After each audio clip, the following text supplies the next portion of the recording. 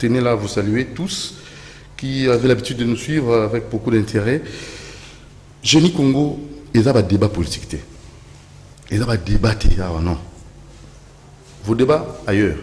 Awa, aux Zoana Mayele Nayo, pour Nakotonga Congo. Apport aux Zanango, aux Aikocha, pour Mboka Nabiso et Keneliboso. C'est ça, Génie Congo. Au Tigaliza, débat. Pas ici. Quand vous venez ici, c'est pour des solutions concrètes, des propositions concrètes. Et aussi, nous insistons pour Mbagabato, moins loco pour Congo Nabiso et Kende Liboso. Merci à l'équipe technique d'Adi Koussaka, très fâché. Merci à notre très cher Alain Kabongo, la coordination. Merci à Christian Banjolo, la calme. Merci aussi à Demersi Kifou, et je n'oublierai pas aussi Olivier Longwango, Gérard Mboka, DT José Andia, na web. Merci à toute l'équipe. Et nous allons très rapidement déjà vous signaler qu'on a 3 invités, 3 génies, mais il y a donc 2 génies et un plaintif. 2 génies et un plaintif. Voilà. Alors, on va vous présenter les génies en question. Nous avons là le tout premier. Il y a le grand monsieur, Azo Bunda, Azamon Amboka Congo, Azo Bunda, pour nous lutter contre l'impunité, avec lutter contre Miyibi, Maître Franck Kalolo, Boussengane Zali, Bachabangono Somaboko, Miyibi, Congo, pays riche, mais il y a quelques quinzaines, vingtaines de personnes au Bakomisi Congo, il y a Bango.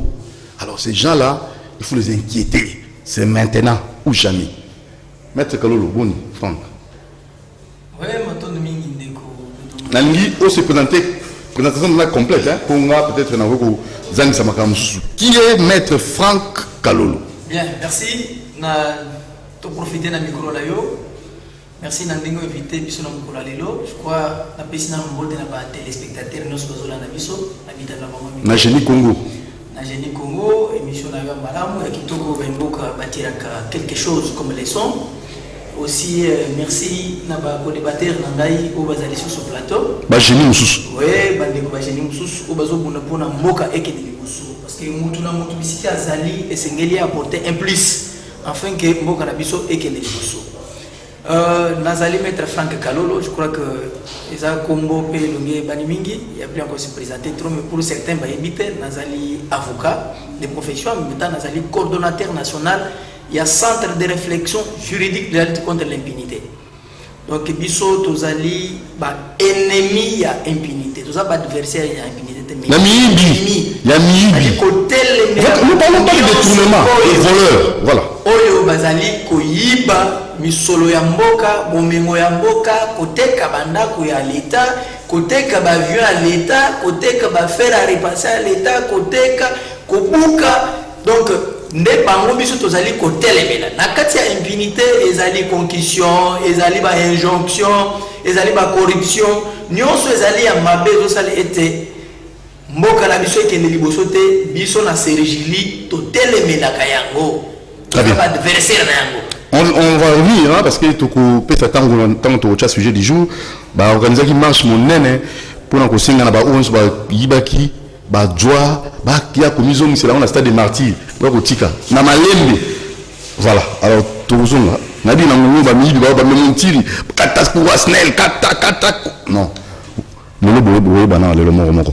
Alors papa Lambu azolanda biso aipsa nga dudu montiri so continuer boye pour na Congo. En dehors de Balou, on a la possibilité de journalistes intègres, on va bunda pour Congo et Liboso, avons ici fonds de soutien pour les journalistes intègres. Nous mon tigre na Tchad, il y a 2 fois la députation nationale. Bien que vous dites que moi bon, côté on a la vérité des tout qui 2 fois déjà dans le Congo. Ce qu'on a fait 3e fois, on a fait l'accueil. Ce qu'on a na Rotiga. Les journalistes intègres tout l'accueil, on a la peuple. Donc, c'est pour cela, André Doroba Lolbi, c'est la fond de soutien pour nous garder les journalistes intégrés, à la peine à l'aise. Pour ceux qui ont la clarté dans ça, nous, qui dans la politique. Là, on l'a dit, là, on va dénoncer. Vous problème. Voilà, alors, toquer rapidement, on peut s'embêter dans la secrétariat de recherche scientifique, basé Béléwana, dans le protocole, dans le secrétaire général, il y a Missi, Kabibi, KBA, Jonathan Kazinga, na, je crois, Andabo, Chocho, Doudou Monti la Pessi Nombote, Bafande la TV, Génie Congo, collègue Boutou Batpazoko, Bazako Sambe, la intercession qu'on a dans le groupe de prière. Toké, na deuxième génie, Otoyambililo. Maman Magui Dorcas, Nzumba Mouteba. Elle est coordonnatrice de l'ONG Action Plus. Donc, on a maman Fandi, souci les a, bato musuba za malamu. Mais ba musuba Fandi na mboko yo, souci les ali yeka za malamu, ba susu, ba kemba. Et yazo seka, champagne. Monsieur, madame Boni. Bien papa Doudou. Nango c'est la présentation complète. Tu es pour la Congo, tu es le génie Congo, pour la Congo, je ne mettrai point. Tous les cas. Merci papa Doudou. Comme on a dit maman Magui Dorcas, nous sommes dans mon débat. Nazali coordonnatrice ya ONG Action Plus, ONG Oyo, et Nazali pour s'occuper de la femme veuve, la personne vulnérable. Donc bref, tout ça plus dans le domaine social. Voilà un peu dans pousser ceux qui n'ont pas pour le babou. Merci beaucoup. Alors, troisième, génie plaintif. Génie plaintif. Il y a une là, dénoncer. Après, il y a génie. Pour tout la plaintif, là, c'est trop fort. Merci, Gérard Mboka. Alors, c'est le DT José Andia DT. Merci beaucoup. Alors, très rapidement, donc on a vu ça où s'est présenté, mais quand même, on a présenté. Donc, c'est bel et bien M. Félicien Mamba. Bo ngute batindi mbangu pa ngando na ibongo na ye Didier Ekabela mbote na mbote papa Doudou lila bon lila mbamo bon papa Doudou juste eza ya kolela te parce que tozala matanga te génie ozo lobeleza pe ya koyeba ko défendre ba droit le roi maître auti koloba c'est-à-dire ko défendre ba intérêt oya ba voix ya ba sans voix biso toza ba jeune o to luka ko pesa moi voix na biso place bato bazo yoka te biso to mema voix na biso likolo ya un objectif na biso on a écrit dans la cadre de PA voilà vous appelez génie exemple le plaintif OK biso toza association des jeunes ressortissants de Bomongo pour le développement GRBD Bomongo eza territoire na kati ya actuelle province ya Équateur ils ont généré dans cet territoire. Alors, tu as papa Doudou, tu as pas na territoire na biso. Problème il y a insécurité.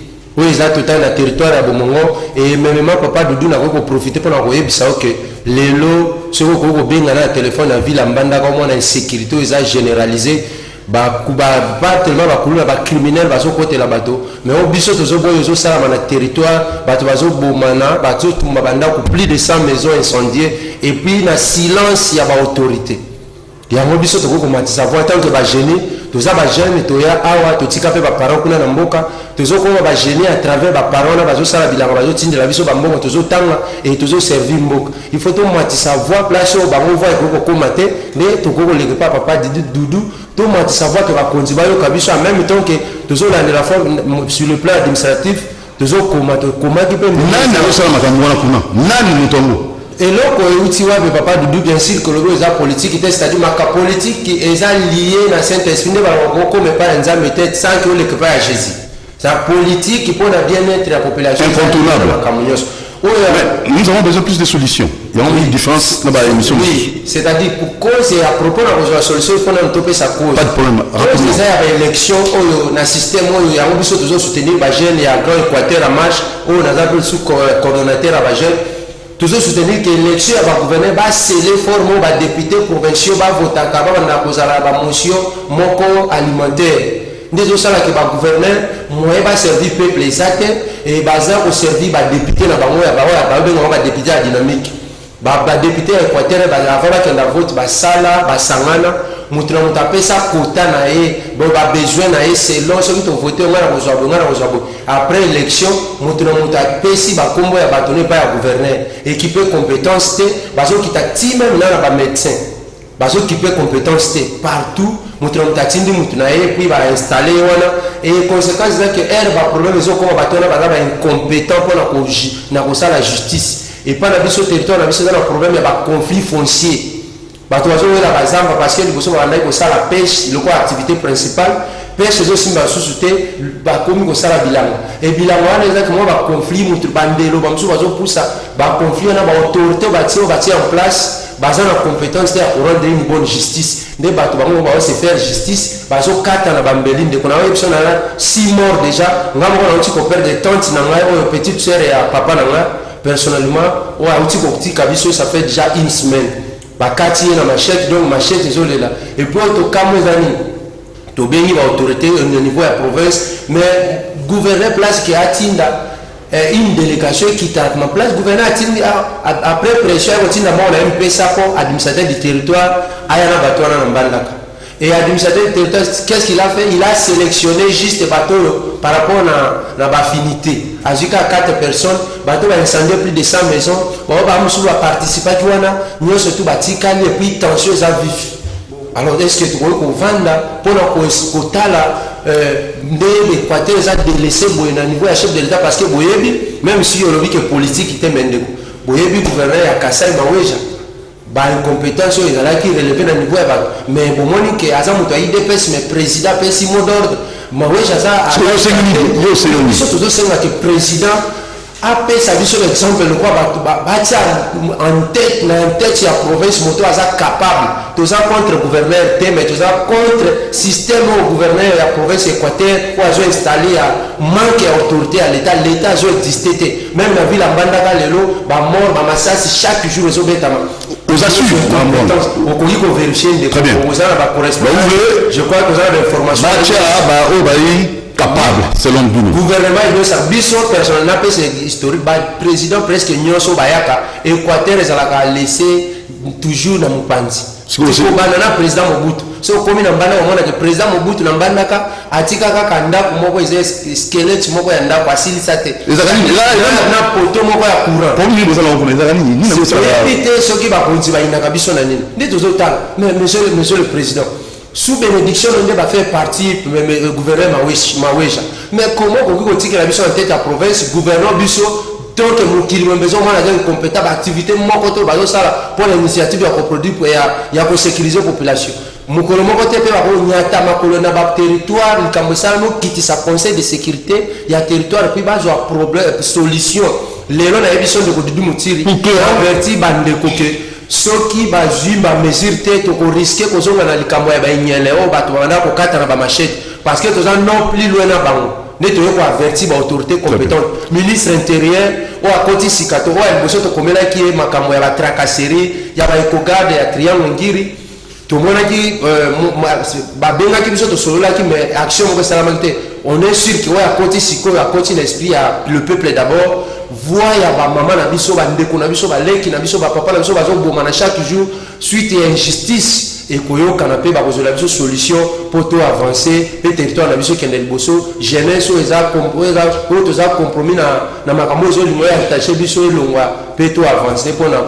ko développer province na biso ya Équateur. Merci Félicien Mamba bongute yo fanda wana parce que to yao to yesika makambo zali après to keba maman na biso Magui Dorcas Nzumba Mouteba. Alors, Franck Kalolo, maître Franck Kalolo, Tokena na likambo bosalaki bo telemeli batu nyonso oyo ba izwa ba bien l'état.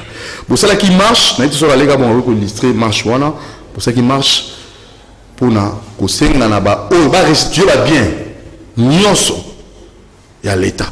Et souki ndenge nini. Déjà batu bandi ko zongi sa biloko ngo toté.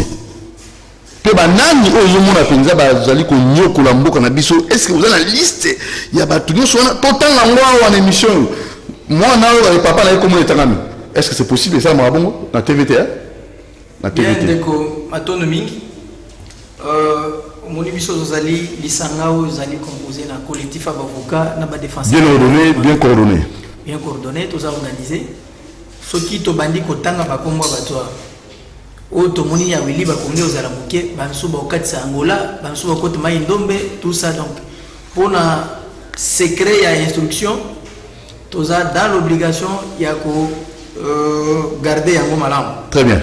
Mais la liste est longue, très longue toza au moins vous savez l'état congolais victime. Ba toi na ba s'organiser ki ba bandi koyiba misolo mboka ba détourner ba bien de l'état ba maison mususu ba pesenda kwa l'état avandi abongisi alungwe bimo kasa ko vanda na ndako moko privé atekeli mutu mususu. Ça nous a pris 3 mois pour enquêter. Tozana ba élément de preuve nyonso Sergili to sala ka bablo ba aventure ba action nyonso menaka yereshi saka toujours. Quand moi maître Franck Alona télévision na fondio yeba que j'ai des éléments de preuve. Il faut na kenda na bitumati na soka. Le Congo appartient aux Congolais. Faut biso ko tika batu moko ati. Toi tu as dit Franck Alona. Ba na o Sergili na bumengo mboka omona mwana mutu moko atambola na car ya $250,000. Salaire à tata neza combien? Salaire na tata. Il faut commencer par auditer à bato abou. Donc, tozali victime parce que moi je paie l'impôt. Moi na futa impôt na mboka. Quand les gens passent dans le cabinet, dans le bureau, nous payons. Alors on ne peut pas se permettre tout le monde va s'organiser pour payer dans mboka té. Mon frère, dans quel état? Ou bien le monde a zoba kana mbele siko. Nana déposé plainte té, nana attaqué mon té. Ou bien avion à l'état. Bah il faut que qui avion à l'état. Bah t'es avion à l'état. Avion à l'état. Non, ne me dis pas ça. Avion à l'état dans la mais je vous dis avion à l'état. Biso tozo lingato senga. Tobando c'est la première ministre à l'investi. À l'investi. Au moment où tu as un mémo na biso na tobanda qui marche na biso d'échanger. Tu es dans un malem to comme na 8e mairie DG par la police et télé biso. Au marché te bosala boy un major là yesu ki major kanga ya échanger. Mais bashi na biso sur ce message vous allez restituer les biens de l'état que vous avez détourné ou spoliés. Tu es major, c'est batini au posa parmi parce que détourné biloko ambo otondi. Olo ba konzi bisinga ba konzi banai. A conseiller gouverneur. Non, gouverneur te commet là qui va tenir surtout. T'as te saisir en commençant par le chef de l'État. Bah service ils nous ont mis en application. Te saisir premier année gouverneur. Le fait pour lui te battre la campagne en commençant à Top Congo une semaine. Bah diffuser toujours, bah rediffuser toujours message na biso. Mais le lot de biso à conseiller le gouverneur. J'ai pris le téléphone, j'ai appelé le gouverneur. Et merci beaucoup na gouverneur cette fois-ci quand même. En tout cas, il s'était comporté en responsable. Il a dit non, on a ordonné à Batouté,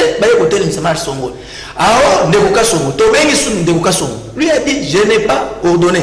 Abeni Moupanza qui a béni, non, Bakonzi Balobi pour poursuivre le marché. Mais c'est une aventure. Pourquoi vous devez barricader bateau, bateau marcher pacifiquement, bateau revendiquer état de droit, installation de l'état de droit réel et Zanamo Canabiso. Alors, tu poursuis pas du marché Nabiso, tu déposes mes mots Nabiso. Tu précis. Délai il y a 30 jours, là, le président, nous sommes des chambres, Sénat n'a pas. Dans la somme d'aventure, vous allez voir. Oh, on dit que. Je voulais vous allez voir dans ce pays. Non, ne me dis pas ça. Non, mais tant que tu es même à Barnabé, on a une aventure. Tant que tu as une de Makamwa, il y a une Théodore, il y a une Fayou, on a une aventure. Vous voyez comment ils sont. Barry, on a une aventure. Non, on ne blague pas. Ce pays, ça nous appartient à tous. Ceux qui ont, vous savez, nous avons des objectifs dans nos statuts. Ils n'ont pas de documents certains. Sergili, ces statuts sont publiés au journal officiel. Donc, il faut dire au journal officiel. C'est nous. Non, quand vous, t'as la son énervé comme vous c'est parmi nos objectifs. Est-ce que vous avez politisé ou c'est pour l'intérêt de en rapport avec les objectifs que nous sommes assignés. Il y a que moi, mon objectif, la mission Zali. Dénoncer et saisir la justice pour tout comportement contraire aux lois de la République et portant atteinte à l'autorité publique. Ça, nous dénonçons et nous avons aussi cette force, cette facilité, ce pouvoir de saisir la justice pour tout comportement contraire aux lois de la République. Imaginez-vous dans le Nabissoa. Parmi les objectifs, nous, tous avons un peu qu'on défende, nous défendons les intérêts de toute personne dont ses droits sont bafoués. Venez, c'est parmi nous défendons. Et autre objectif, qu'on sensibiliser la population à connaître les lois de la République non connues ainsi que ses mesures d'application. Mon frère, ni ne par ailleurs. Ce sont des objectifs où on réellement va installer l'état de droit réel dans le Canabiso. Avec Sergili. Mais avec Sergili. Et vous savez que l'État congolais a l'obligation de nous financer. Ça, c'est un droit. Un message que nous lançons à toutes les autorités, au pouvoir public de ce pays, conformément à l'article 37 de la Constitution, qui vous dit que le pouvoir public collabore avec les associations qui contribuent au développement de la République, du pays, du point de vue social, scientifique, éducationnel, culturel, spirituel, et tout ça. Et la loi va très loin. Cette disposition, article 37 de la Constitution, cette collaboration peut revêtir un caractère subventionnel, c'est-à-dire l'État congolais vous finance. Au moins, les ONG internationaux, ils sont financés par le gouvernement. Et le gouvernement congolais doit nous financer. Alors vous, ceux qui vous quoi, en fait, ceux qui bien abisso, pays qui redémarrer sans que tout le gouvernement en place dans l'état des droits est malade, mais que tamboulate, ceux qui secteur judiciaire est fragilisé. Non. Ceux qui va sanctionner, nous tous sommes à Ibagi. À ce qui va bien aller. Mapa, bazongi si yango, mais maintenant il y a un problème. Pour battre le baga, bakangaki, mais tout le monde est tendu bazongi ça qui me solambo que nous devons aussi savoir baimbo que l'État lorsqu'on restitue, parce que les na micro to bino ba ici qui m'ont boué côté non, ça au moins vous devez comprendre. Mais les actes déjà posés par l'État congolais, la justice, lorsqu'on sanctionne Moutouana, ça décourage. L'objectif est d'aller tout décourager, battre oyo bazana makante question qui ba cotiser na à gérer les affaires et choses publiques à l'État. Comme ça va y. Et communauté boutique des chambres à coucher là. Non, nous devons décourager. Même le gouvernement ça me le connaît. Vous allez vivre des spectacles là-bas. Là-dessus au monde on a défilé au sein de la justice. Nous avons plus de 350 cas. Il y aura des procès en procès. Chef d'État Baki, justice est indépendante. Injonction, c'est de l'impunité. Nous n'accepterons jamais que vous soyez du cas chef de l'État. Aucun mabé, on initie une action contre vous. Mais pourquoi l'idée, il y a aussi un audit, il y a gouvernement et le camp. Donc moi, je sais pourquoi il y a des mandelités, je suis quand il y a un problème. Au moins, il y a des mandelités et il y a Kamalem Malem. Il y a Kamalem Malem. Ce que le chef de l'État dans Wassara qui message à Londres. Alors, il y a des Congolais à Londres, à Lobby. Je dois renforcer les systèmes. Il y a justice congolaise, afin que la même justice ait s'occuper là-bas, concitoyens là-bas. Ça veut dire quoi? Ça veut dire justice est réellement indépendante. Bénédiction est à la tête. Alors, le coup là-bas, c'est une coalition. FCC cache, ils ont nommé par l'accord. Hein? Au moins, le qui ordonne c'est lobby, vu l'accord. Bah, pendant l'audit, place one. Batonios, y compris, ils ont Kambayemoko. On voulait l'auditer. Mais on doit l'auditer. Oh, Pépé. Non, respectons quand même notre. Toi, c'est dans la qualité du moment de Pépé. Nous n'avons beaucoup. Même le chef de l'État est au service. Non, respectons. Au moins, il y a. Si le chef de l'État est audité. Coalition, c'est Sili, Boutila. On a toujours audité même le chef de l'État. Chaque fois que on décrit, non, dépassement de budget, dépassement budgétaire, la présidence, les années, les audits. Et on s'apprend à qui? N'est-ce pas l'institution président de la République? Donc tout le monde est audité selon vous. Mais là, on va continuer à Congolais. C'est pas de l'argent. Tout le monde audité Bango, Potoyeba, Bakota Kinenini, Thanos Basali, Batikinini, Nini Obabakisi, Nini Rungwe, Naba, dénonciation, nous sommes tous là dans la brève, dans le secteur, on doit auditer. Même la poto, mon frère, il faut auditer. Qui dit qu'on est les hommes. Au moins, ce qui te met là pour que bah restituer va bien de l'État Nios au bateau au bazanamo. Là la cancer tant nommé de Kouilou et nani Samalokon. Je croyais que ça serait le premier message naïe. Mais Azam toi qui peut kobosani à Bosanaki. Rappelez-vous du temps. Il y a Mobutu. Tant qu'on va nommer Étienne. Fait Étienne, tu sais qu'il doit Moulumba, va nommer le premier ministre. Parole à l'émotion lakini mutumio so ayeba kibile kwa l'état ça nene azongisa ezonga ça c'est ça la force d'un état de droit. C'est ça la force d'un état de droit. La force d'un état de droit n'est pas logée dans ma pilier. Nous allons faire ceci, nous allons faire. C'est déjà entendu, déjà vu. En rapport avec concret. En rapport avec nos amis de l'Équateur, est-ce que ça aussi, ça vous concerne? Oui. Dans l'Équateur, les Korangaï a le Komoko. Na mamuso alobi mususu za mala mususu za mabe yo senga moi to porter correctif muké quand tu le dis je m'excuse exemple il y a gouverneur il y a Kasai oriental Mawenji alobi azaki déchu sous la bénédiction il y a chef de l'État là je suis pas d'accord avec lui chef de l'État a député. Les assemblées provinciales ne fonctionnent qu'à l'instruction chef de l'État. C'est quoi mon cas? Il y a un ministère. Aujourd'hui, le ministre prend le Parlement à Zali Place pour s'occuper de Babakamoun Swana. Mais Bako ba destitué qui. Baza a député. Aza chef de l'État. Ben là, nous sommes là, dans la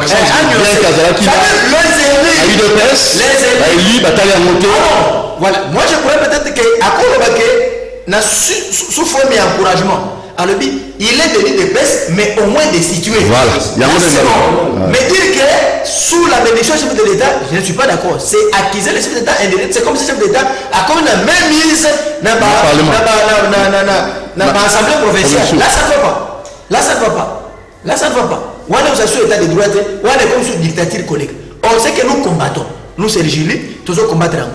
De Kubobo, où il y a gouverneur, il y a Équateur, bande Équateur, ils ont reproché, et le chef de l'État, le premier ministre, et c'est le Bayo Kaka. Makamou, tous nous retrouvons pour ça la farce.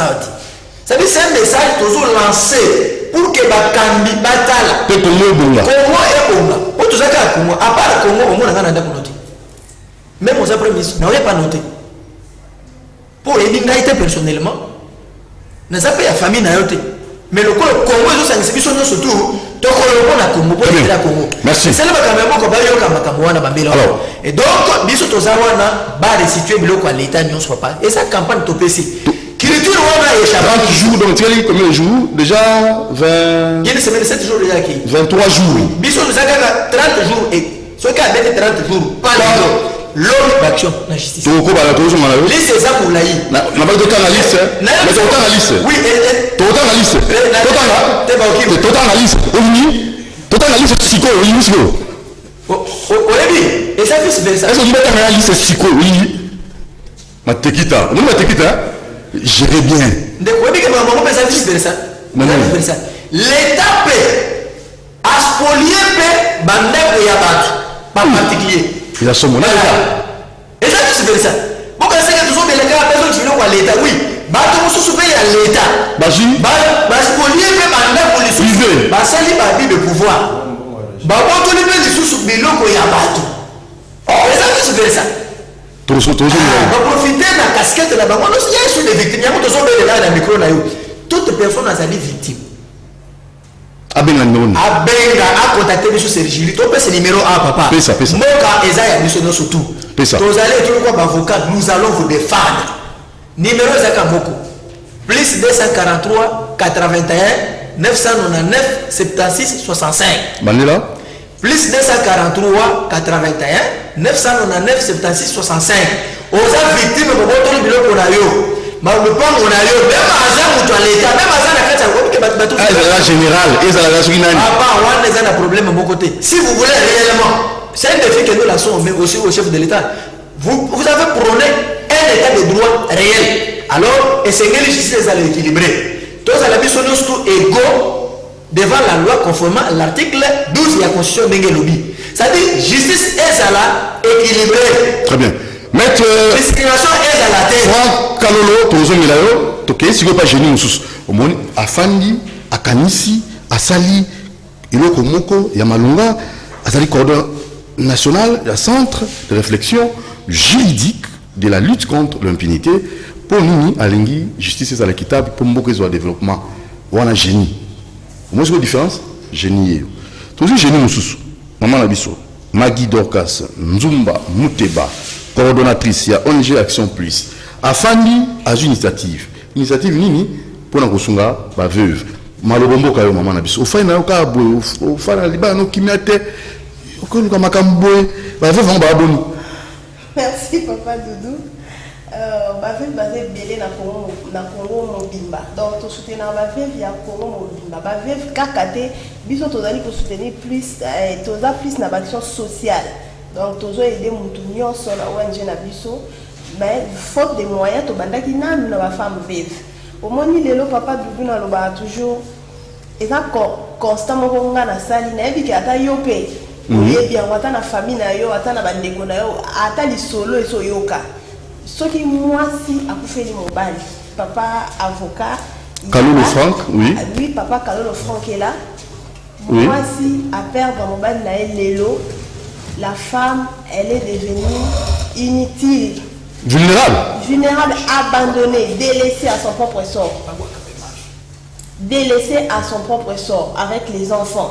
Donc, ça dit un exemple, toza na maman moko kombo na ye maman Marceline. Oui. Toza na maman moko kombo na ye maman Marceline. Voilà yo kabula. Oui, wana ngai toza qui dimanche le 2 hein? Non, c'était le 25. Oui. Le 25 avril toza qui na quartier Mayengele na commune à Kimbanteke juste kaka pour conscientiser ba maman veuve bozo mona wana za ba image donc wana nga nazo kabula no ba cash ne ndenge to sala ka toujours to bandaka toujours na ko distribuer ba cash ne to conscientiser ba maman. Il y avait plus de centaines de mamans ndenge bozo mona na ba image donc to conscientiser ba maman to pesi ba cash ne et puis to tei bango to laxi na ba maman eloko nini il faut ko sala. Donc vraiment Moussala ezali makasi papa Doudou. Na koloba boy. Omoni lelo papa Doudou. Toza na maman moko maman Marceline. En tout cas ba ka les ebele. Mais na zuka exemple il y a maman moko je crois prochainement on y a fait na ba image na ye. Maman Marceline, elle a perdu son mari. Son mari a tiré bana 6. Na bana 6 wana tant ka mbala kufi famille mbali bae ba bengani maman Marceline na bana 6 libanda. Maman Marceline et donc l'église moko boyka ya mawezuye akomo la na permanence donc ela muto zaki na ndako ya bien na mobanda une fois quand pas aux ate boy yeba ke moi sinon na bana ibanda batie maman Marceline na bana 6 ibanda akomo pa na l'église moko bakomi ko souffrir na bana depuis so ONG action plus to yaki to aider maman Marceline to pese moi mbongo moko mukie akomo teka fufu na masangu. Maman Marceline a commis coller sa bana lelo. Donc jusqu'à donc ti lelo maman Marceline a vendu la église. Oyo donc église moko kaka ya mawezuye. Donc vous voyez un peu ba kana alors ils allaient ébélé papa de 2 ans vraiment ébélé. Donc tout dans la kana ba témoignage ébélé partout au Kenya. To sali ba descente déjà ébélé biso to zali ONG action plus to aider ba femme veuve ba personne vulnérable.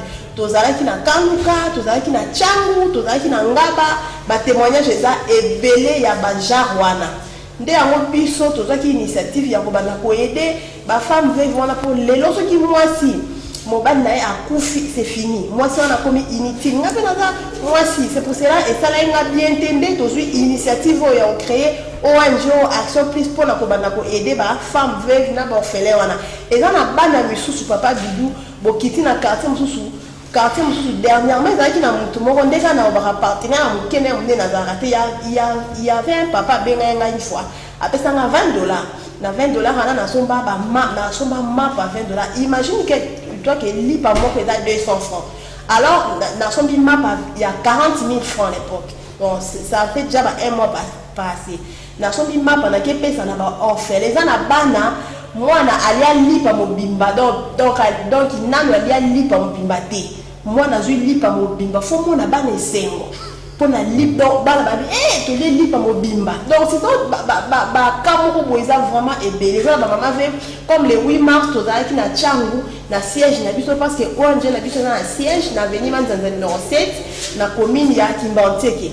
Donc il y a ça ba maman Maputa le 8 mars il y a des mamans qui pleuraient azo le la lobi maman Moussolobi na ngabi maman Dorcas depuis mon ban na kufa depuis 2005 ti lelo na nous nous tapé ça la pièce donc pièce et l'ambati donc il y a des mamans oh bazo lela bazana be sengo donc na ba acto biso tozali composé. Donc il y a des mamans veuves qui souffrent énormément na ba milliers démunis. Donc nous l'ONG Action Plus nous sommes là pour aider ces mamans veuves démunies. Voilà.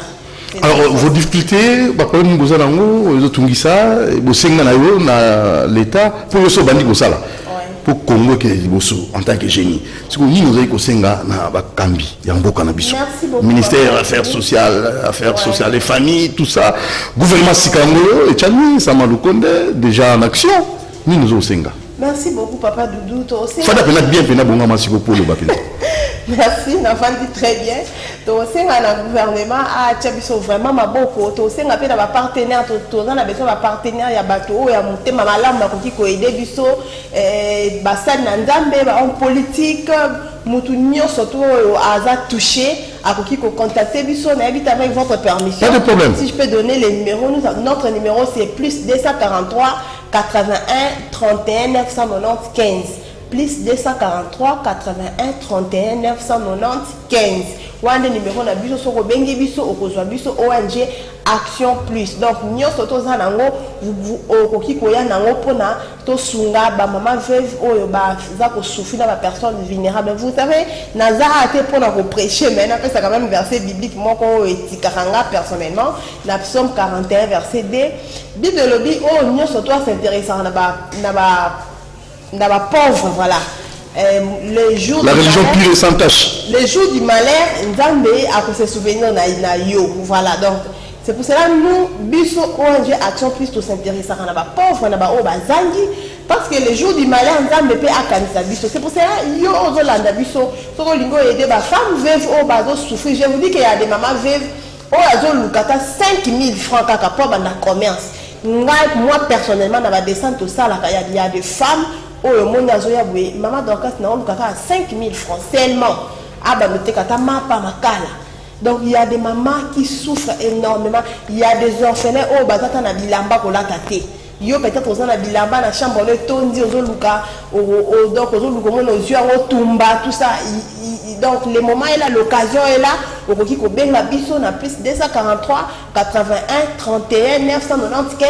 Aussi même bilamba il y avait une maman dernièrement benga kinga pesinga 2 sacs ya bilamba plein na kenda ki na ngope na pesa ki na ba maman ve donc moni ke sunga ki pe bango ba sepela ki makasi donc nous sommes là nous sala tozo sala ya ngwana tozo sengana toza vraiment na besoin ba partenaire parce que ONG Action Plus toza ba projet ebelé toza na ba projet il y a pour ça un centre de formation pour former les femmes veuves, les orphelins, les personnes démunies. Tous vraiment a besoin de moyens, surtout contacter Bisso avec tout ce que vous avez contacté Bisso. Tous vraiment a besoin de partenaires, il y a les hommes de bonne foi, de bonne volonté, les ministres, le gouvernement, si vous voulez nous aider, pas moi personnellement, mais aider les femmes veuves, les personnes démunies, les orphelins. Derrière moi, bada ébélé, contactez-nous et avec tout ce que vous avez, et aussi toutefois pour aider quelques mamans vivre au bateau souffrir. Voilà, merci maman Abisso, Magui Dorcas Nzumba Muteba et ça n'a pas si hein, moi-même mon Kiti. L'autre fois, dans l'image, son Abisso Alain Kabongo. Toyambaki Mwana, il y a Jérôme Anani. Bazali parmi martyrs, il n'y a pas de porte. Oui, vite. Na émission, maman a commis. Alors, tu as la gomme. Tu as fait dans la ligne, là, on a comme un malungate. Tu vois une belle à la télévision. Tu as un génie Congo. Il faut que nous tous s'entraider. Honorable Peter Kazadi, avec Obenga, maman, tu as un bureau. À Pessi, à Kokiwana, moi qui est hospitalisé, parce que l'opération à gastrite, 2 millions de francs congolais sont incapables de faire opérer moi en aïe. Et honorable Peter Kazadi, il agit. Si il agit, azala yemuna mboro.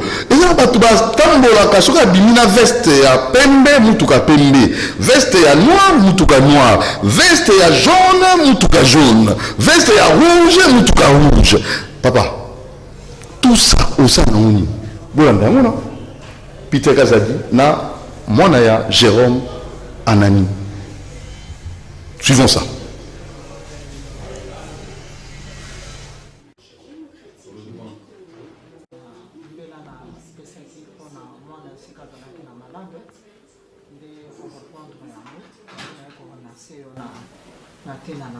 Situation mwana ezalaki mpe difficile mingi towelaki nano ndenge yo moko nzambe atushaki motema na yo mpona kowela état de santé ya mwana ya mibale mpe makambo mosusu etikali après liwa ya missionnaire Jérôme confiscation ya bandako ezali makambo mosusu ezali comme yo moko obandi likambo yango namoni te osokesa likambo yango. Les 4 familles de martyrs de la Pentecôte, tozali na bosenga, tokota na ye moko mokonzi ya mboka. Po tozala makambo mosusu akopesa na ye. Oyo que après liwa wana te lelo tozali abandonné de nous-mêmes. la situation moko difficile bandako bloqué même la créance papa azalaki militaire sénateur ministre de la défense nationale pe Martin de la Pentecôte puis lelo toza na lettre ya créance batindelaki biso na 2017 il faut bafuta biso bambongo ya sénateur oyo bazaka bansa sénateur mais ti lelo ifutama te yango wana tolele pa na yo soki okoki kopermettre biso na mongonga mosusu audience même ya quelques minutes topesa yo bamikanda nyonso toza nango omeka kotalela biso pour plaider cause na biso mais je crois que kozala ya liboso te mpe ya suka te comme yo oyoki mbela na biso obanda na biso mpe osukisa na biso topesi mokumba na maboko na yo mpo okaniseli biso mwana mpe lokola tozoloba boye bamédecin batikalaki na mawa baopéraki ye sans que bapesa bango lelo bakisi ebimaki na pharmacie na bango lokola tozolakotiki na mbete hôpital soki bajournaliste bakoleka kuna bakomona ndenge azali une fois de plus na relation na geste. En fait, tu fais ça comme bien à la télévision, déjà, pour soutenir maman Amani, moi on a eu une hospitalisation.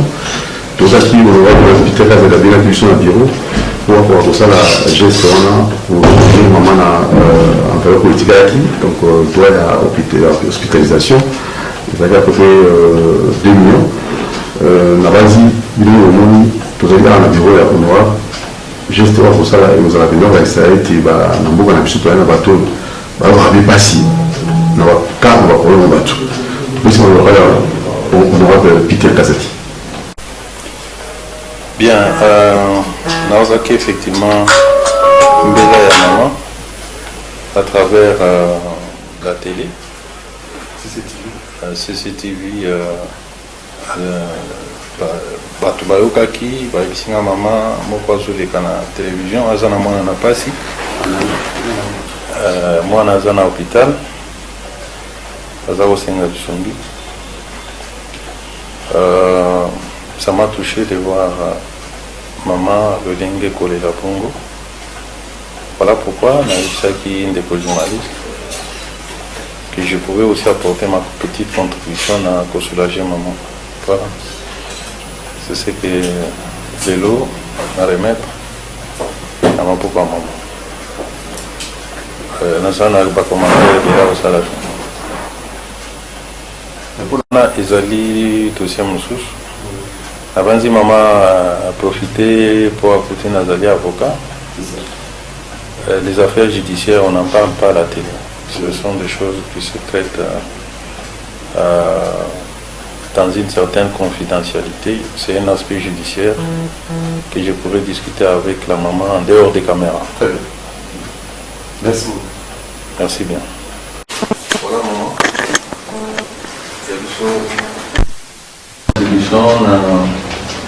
La Suzanne Angouema.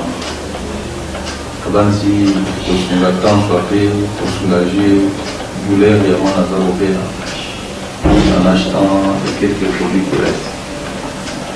Voilà. Merci.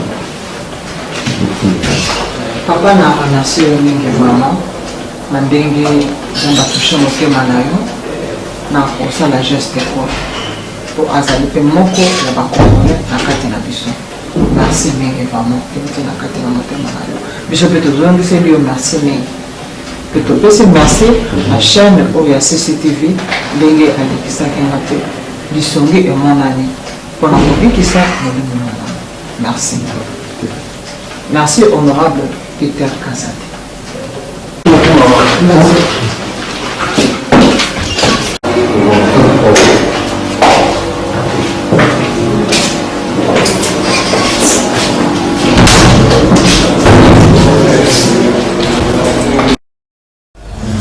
Voilà, Peter Kazadi, Asungi, honorable Peter Kazadi. On a invité maman Abisso Magui, Dorcas Nzumba, Mouteba, aux maman veuve, à peu près combien? Nazali na plusieurs bon la raté pour tout ça la descente na Congo Mobimba. Bon ça problème ba veuve yo sa Congo. Elle est en charge maman Abisso en tant que coordonnatrice. Alors maman a dit au petit numéro, au premier passage na yo. Maman a gagné une fois, ba bengi le même jour.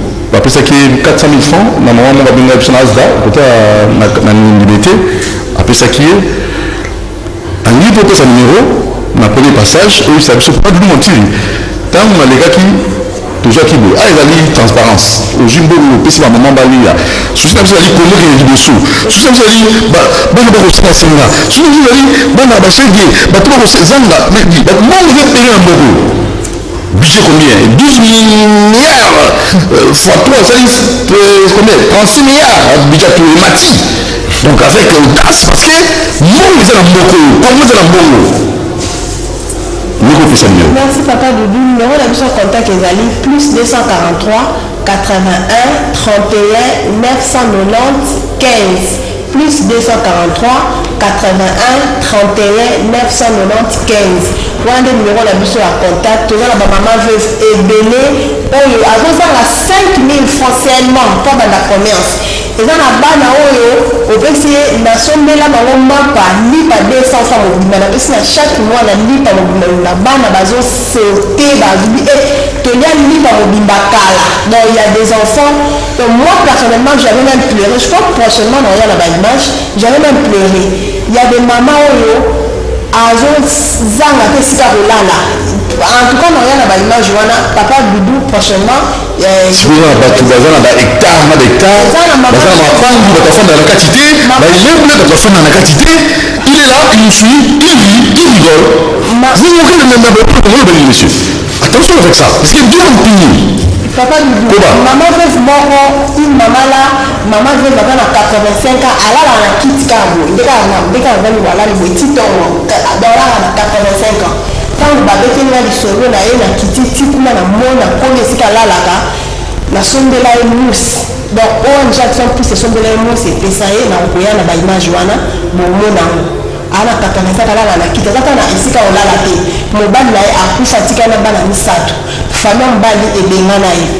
Bana na misato ala tika na bango moko akufa, moko akenda ngola okeluka vie, moko abala mobile na botisi pe bana soki 5 boye mobile on peut soit couché donc atika les sous veuve. Donc la fille elle est veuve, la maman aussi veuve. Donc maman ce qu'on a n'a pas naie vie tellement difficile. Elle a 85, elle a la kit carbo avant de boire l'année. Elle a la mousse abi na se donc pour qu'elle se soute bali donc bandi parce elle préfère aller la kit. Dès que son belle qui mousse, je vais venir avec des images prochainement. Madame, on va revenir pour la conclure. Qui va permettre quand le tant le restitution va bien en état. Moi, quelques bateaux, moi, vingtaine ou trentaine de personnes à RBC, ni bah pour à l'état, bah pour Liba, nous va dire que tu lis, on va dire, comme 400, non. Attends, le total là, 352. 352 cas déjà au Tufanango, ils avaient vice versa. L'État. Bayibi, il est l'État. Bayibi n'a pas l'État, n'a pas tout l'État, n'a avion à l'État. N'a avion à l'État, Bayibi. Avion Bateki. Est-ce que Bateki avion à l'État? Avion. Je vous dis avion Bateki. Avion à l'État Bateki. En fait, c'est un courage, c'est un yanké, c'est un qui pomba, c'est un bon ami. En fait, c'est un mouki, au Jimbo, au Commission, au Yo, dans cette année, c'est la Katia. À ce moment-là, carbone, on veut dire. Jet privé. Je suis dans ma bonne. Nalobi, c'est ça comme là. Télé, nazo biso yo, akima, oui, ba commencer à l'excès déjà ba monter. Bokima, oui, pas pour monter. Azonia, donc, son pour la République sur le plan international. Notre Franck, comment c'est la chose qu'on a sorti comme ça? On a vendu l'avion de l'État jet au Pesaka Pen Moutou Moko na Katamboka. Un ancien premier ministre, Bapesi jet à Tamboula Kanango. À comme ça, oui. Jet wana elimwe, jet a été kami. Nga nazo réclamer jet wana na yeba. Chef de l'État à service na yo, contactez-nous, nous allons vous dire jet à l'État et qu'il y a parce que avant de fonder, tout ça la campagne de sensibilisation, il y a restitution des biens de l'État. Nous dénonçons déjà que jet est à l'État. Aujourd'hui, nous avons contribuable congolais. Bapesa un ancien premier ministre a bisika azali soki azomiye déjà ayeba déjà. Parce que délai. Jet ya l'État bapesi atambola nango. Nazoyebisa yo. Nazo autolobate bazokima baokima mais neti so 30 jours te comme il est 23 jours. Vous allez vivre des démonstrations et un procès. Vous allez vivre des procès qui que vous soyez. On a identité notre date de naissance c'est ça un état de droit réel. Biso toujours lutter contre l'impunité. Est-ce que on a reçu des intimidations, des menaces, on va m'abattre. Est-ce qu'on pourrait que si Bokomingai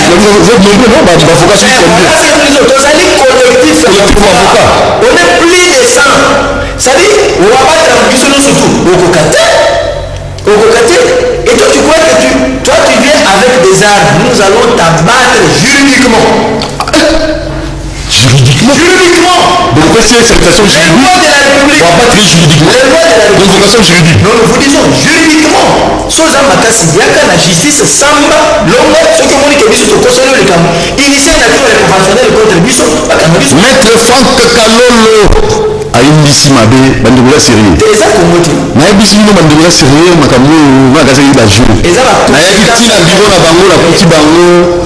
Non. Yo ya ki ouais na bureau. Non, na bi que ah so j'ai problème, na habité. Non. On demande ni. On n'est pas venu s'amuser, tout le monde a donné mon mot. Mais est-ce que va vivre dans ça na bien rouler, va vivre na bon na biso ba félin, dans ça là. Non, écoutez. Parce que lorsqu'on mobilise les fonds, les recettes de l'État, ils ont gagné la trésor public, ils ont des démonies, ceux qui ont été dans le besoin de la salle. Et il y a ceux qui ont la gare Sandra dans des vieilles directions. Ils ont eu des choses à différents. Et changer de destination. C'est ça la conséquence. Et avec ça, Bissot Sergi, nous ne pouvons pas tolérer. On a que cette république. On se sent à l'aise et pas d'ailleurs. Ça c'est notre pays, nous devons défendre. N'attendons pas que le chef de l'État nous a dit qu'on a ça dit pour tout comprendre nous ceci aux alliés. Domaine de l'ONU surtout, ça sera quelque chose pour te moquer que nous disons. Bissot aux alliés, on a lutte contre l'impunité. Tout le monde doit bien insister, tout le monde. Allô? Bonjour. Bonjour, nous allons moi bref, au bien du soir pour vous. Pardon? CCTV. Ralik, c'est la radio, oui. Tout ça d'ailleurs. Ah, moi, il doit bien sur ces gazons dans live ou quoi, je crois, CCTV Ralik officiel.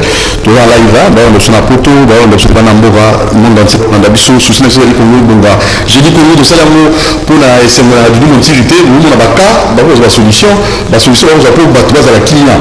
On peut aussi payer les chômeurs.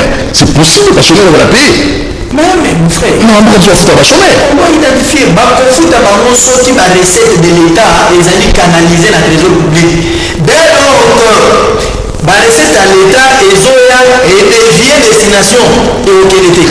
Voilà pourquoi les choses se disent aux gens pour que toi les matin. Pour aider la justice et dénoncer aussi. Moi, ça numéro ça va dénoncer, donc ça va numéro à téléphone pour donc c'est numéro plus 243 81 999 76 65 plus 243 81 999 76 65 wana numéro na biso ya Sergili so bengi tokoya mayo yaka dénoncer amenez-nous des preuves surtout les éléments de preuve kolobaka pour l'alobate mais on est des éléments de preuve lorsque tu inities action et simba wana de koyede alors ne dénonçons pas avec sentiment biso toujours awa to sali 3 mois ya enquête au moins rapport mapping bozo rapport mapping wana biso to za rapport mapping na biso ya Sergili tout ça. Donc, nous avons écrit, on nous a appris le 342 cas, oui, il y a bateau d'avoir un problème, soit à l'État, soit il y a l'État. Si cool, nous tenons ça va bien. Pour y avoir un peu de temps, pour y avoir 342 non. Si vous avez non seulement les noms, il y a mon tout.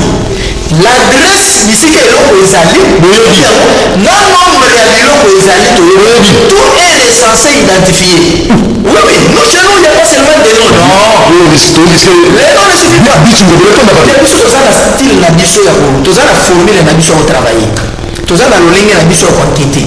Nous sommes en règle. Dans la structure où les alliés à Simanda Kouté, nous avons un siège connu à RPC. Nous sommes au journal officiel. C'est-à-dire nos statuts sont opposables à tous. Qui que vous soyez, objectif la mission vous oppose. Parce que nous sommes au journal officiel. Mais il faut aider Papa Nabiso pour nous sentir au Lenga. Aujourd'hui, ça n'est avant 30 jours, 27 jours. Non, ça veut dire quoi? S'ils veulent nous contacter, Biso. Contacter Biso. Mais tu orienter par moi ici quand ils sont allés restituer. Oui, il est PV. Donc, quand tu fais ton crochet, ok, aujourd'hui, tu es quitté sur la justice. C'est comme notre salle. Quand il y a des motos, il y a qui se demandent que ça va tout petit, il y a le salaire, mais enfin, il y a un endroit où on va aller, à qui va pas me coller le temps, il va pas passer, on va ça, calé aux hommes, ça.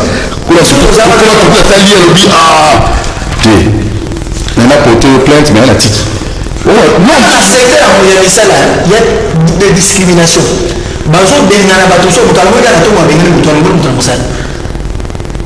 Et n'a qu'à nous défendons toutes les lois sont bafouées. C'est-à-dire que nous surtout quand vous venez à Sergili avec les éléments de preuve, nous te défendons. Même si c'est la rame de Kunamai, celui qui est les actes. Mais non, dénoncer, nous sommes au fond de mon patron.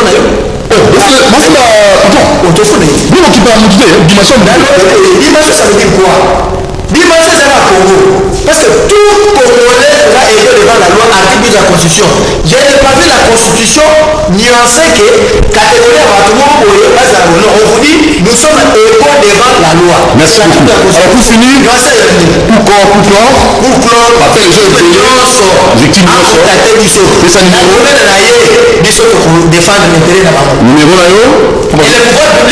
sécuriser et nous protéger. C'est ça un état de droit réel. Plus 243 81 999 76 65. Papa Nabiso, pour le clore. Oui, pour le clore, on peut sa numéro à contact. Numéro Nabiso est plus 243 89 94 31 866. Plus 243 89 94 31 866. Nous avons le ministre intérieur de déposer le 15 octobre 2020. Mais moi, je vais trapasser. Je vais salir triangle Angir, je crois, il y a la réserve Angir, je vais salir à mon territoire à Bomongo. Je vais écogarde, mais il sait que je vais foot à écogarde. Écogarde, je vais trapasser la population, comme les pêcheurs, par pirogue, je vais foot par pirogue 15 000. Ce sont des filets, on foot à 30 000 à filet, ceux qui étaient à botoler au filet. Alors, biso toza ba autorité biso to défendre kaka côté to uti ba parole biso ba sala ba pêche mais bato ba ekogarde ba tsaki ko ba battre la réserve ba ko ngola ba pêcheur tina mai. Je vous dis na parti ambana ba to uti ko récit dossier moko na ekogarde to bolaki a pêcheur lis droit bato a kufi droit wana part ba conflit foncier ba zo kata na voiture nous sommes ba mon frère papa journaliste les informations réelles où les armes de déposé par le ministre intérieur, si quoi tu actualisé en gros. Je connais personnellement Maître Asselo, où Azali, actuel ministre de l'Intérieur. Monsieur Sergili, nous allons vous accompagner dans les marches en accompagnement de preuve et puis il va s'adresser sur nous pour une solution. Ok, c'est une solution. Oui, mettez ça à jour, actualisez les choses beaucoup mieux. Amenez dans Sergili, avec d'autres. Problème solution.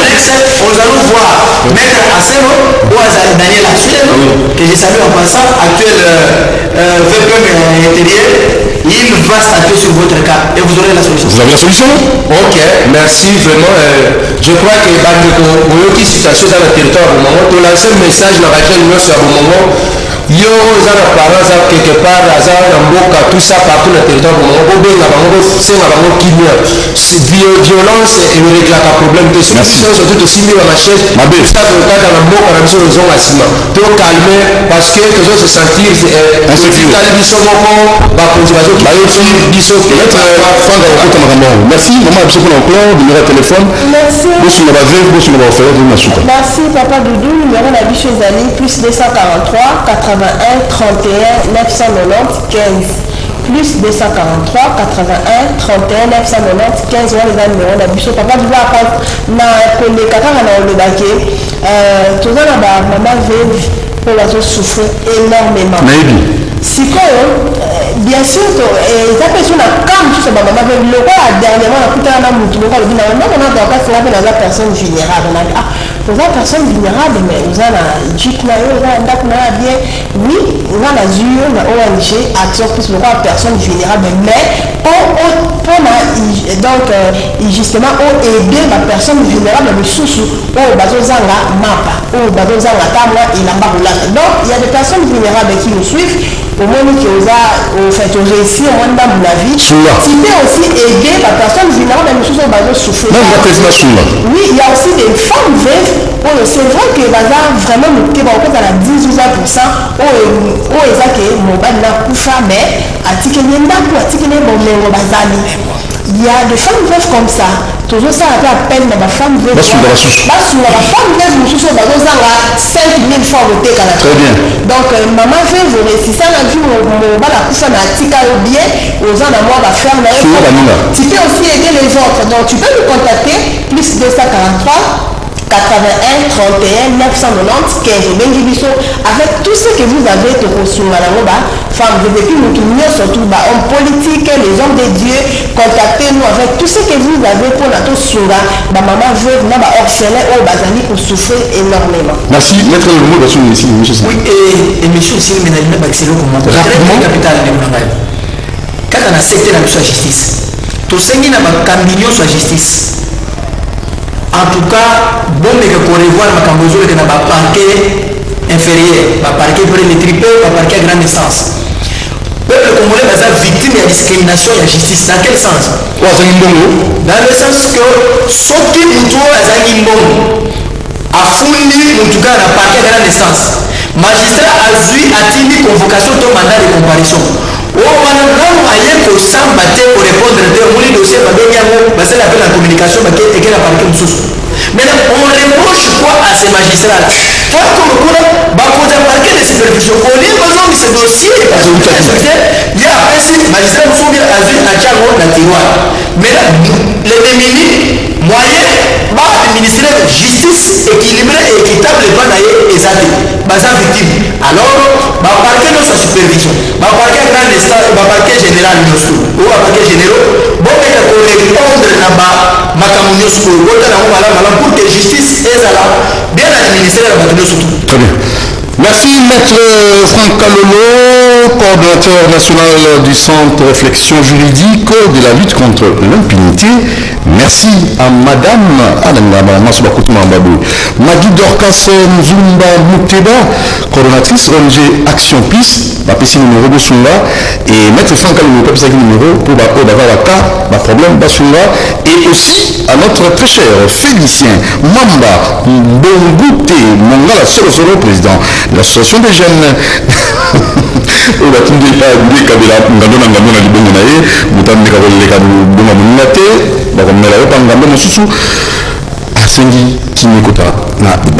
Allez, tout le monde à 10h30, Doudou Monti vous aime beaucoup. Génie Congo, ils ont un Génie Nosso, vous avez un numéro affiché pour le plateau, ma plus 243 89 61 52 634, on a besoin de Doudou Monti ou pour d'autres peut-être suggestions, ma proposition. Merci à notre très cher caméraman cheveux blancs, Dodi Koussaka, Banda 6h du matin de la Kiawa. Merci, il s'appelle Communauté Sambelaka, Olivier Lumbambo, comme tout le moment. Merci à Aleka Bongo, merci à Christian Banjolo, merci à Demassi Kifou, à Roland Makonda, à BT Josandia, merci à Jérôme Boka. Lobby 10h30, Tourelle sous or, ma sous Boka n'a jamais dit sous une 30 ans d'expérience, tu verras sur le Bilara Pep. Et bon, le bon Pep, Zonga Simat, pour une Boka qui est réfléchir. Pour s'éviter, on doit dire qu'il y a un Ciao.